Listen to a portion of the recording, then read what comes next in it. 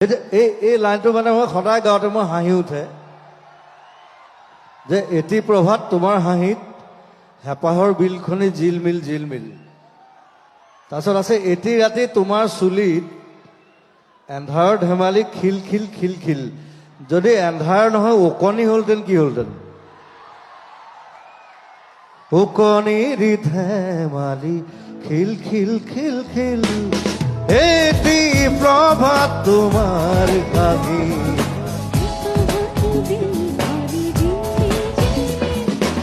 এটি রাতি তোমার চুলি ওকণির ধেমালি খিল খিল খিল খিল।